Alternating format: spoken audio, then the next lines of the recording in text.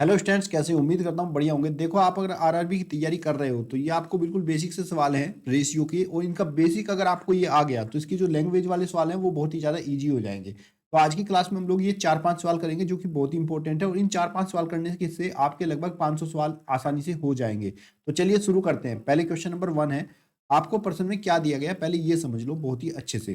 प्रश्न में दिया गया है 1/a ratio 1/b ratio 1/c है। रेशियो का रेसिप्रोकल दिया गया है, तो बताओ a ratio b ratio c क्या होगा। तो ये बहुत ही सिंपल सा तरीका है इसको करने के लिए। हमें क्या करना है, सबसे पहले a ratio b ratio c लिखेंगे, और इज इक्वल टू में आपको ये जो रेशियो दिया है 3:5:6, इसका रेसिप्रोकल कर दोगे 1/3 रेशियो 1/5 और रेशियो 1/6।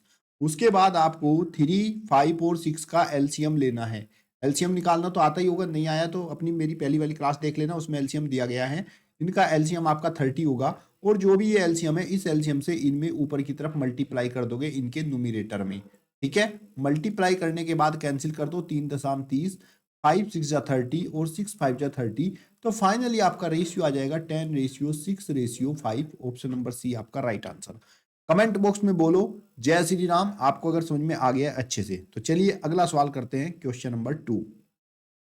क्वेश्चन नंबर 2 में आपको x ratio y ratio z दिया गया है, और आपको इस रेशियो की वैल्यू पूछी गई है। तो यहाँ पे एक्स अपॉन वाई लिखा हुआ है, और यहाँ पर लिखा हुआ है उसके बाद y अपॉन जेड, और उसके बाद में लिखा हुआ है z अपॉन एक्स। तो आपको क्या करना है बच्चे, सिंपली x की जो वैल्यू है वो 1 मान लीजिए, y की वैल्यू 2 और z की वैल्यू 3, और इस वैल्यू को डायरेक्टली यहाँ पर पुट कर दीजिए। x upon y that means 1/2 हो जाएगा, ratio y upon z, y upon z यानी कि 2/3 होगा आपका, और उसके बाद रेशियो में है z upon x, z upon x, z क्या है आपका 3 और x है आपका 1, 3/1 हो जाएगा। अब आपको ये जो डिनोमिनेटर की वैल्यू है 2, 3, 1, इन तीनों का एलसीएम लेना है। 2, 3, 1 का जब आप एलसीएम लोगे तो 2, 3, 1 का एलसीएम होता है आपका 6, और ये जो भी आपकी एलसीएम वैल्यू आई है इससे आप न्यूमरेटर में मल्टीप्लाई कर दोगे। यहाँ पर 6 से मल्टीप्लाई कर दोगे, और यहाँ पर 6 से मल्टीप्लाई कैंसिल कर देंगे इसको। 2 3 जा 6, 3 2 जा 6 और 1 6 जा 6, तो आपकी वैल्यू आ जाएगी 3 रेशियो 2 2 जा 4 रेशियो 6 3 जा आपका 18। तो फाइनली आंसर हो जाएगा आपका 3:4:18। ऑप्शन नंबर बी आपका राइट आंसर। कमेंट बॉक्स में बताओ ये क्वेश्चन नंबर 2 बहुत अच्छे समझ में आया कि नहीं। अब ये देखिए, ये वाला क्वेश्चन आपको अक्सर ट्रायंगल में पूछ लिया जाता है। इस तरह से रेशियो दे देता है एंगल्स के, और आपको पूछ लिया है ट्रायंगल के एंगल क्या होंगे। लेकिन सबसे पहले आज हम सीख रहे हैं भाई बेसिक में रेशियो कैसे निकालते हैं। तो आपको a ratio b ratio c सीखना है कैसे निकलेगा। अगर आपको दिया गया है 5a is equal to 3b और इज इक्वल टू 2c है, और a ratio b ratio c बताओ क्या होगा। तो आपको क्या करना है, a ratio b ratio c is equal to जो भी ए के साथ वैल्यू है, क्या है यहाँ पे ए के साथ 5 है, तो आपको रखना है इसको अपॉन में 1/5 रेशियो 1/3 रेशियो 1/2। अब अगला स्टेप वही है, 5 3 2 है तो इसका एलसीएम लेंगे। 5 3 2 का एलसीएम कितना हो जाएगा, 5 3 2 का एलसीएम हो जाएगा 5 × 15 = 30, कितना हो गया 30। और ये जो भी आपका एलसीएम आया इस एलसीएम की इसके न्यूमरेटर में मल्टीप्लाई कर देनी है।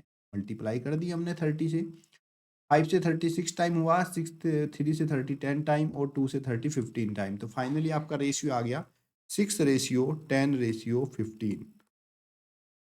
ऑप्शन नंबर आपका ए जो है राइट आंसर हो जाएगा।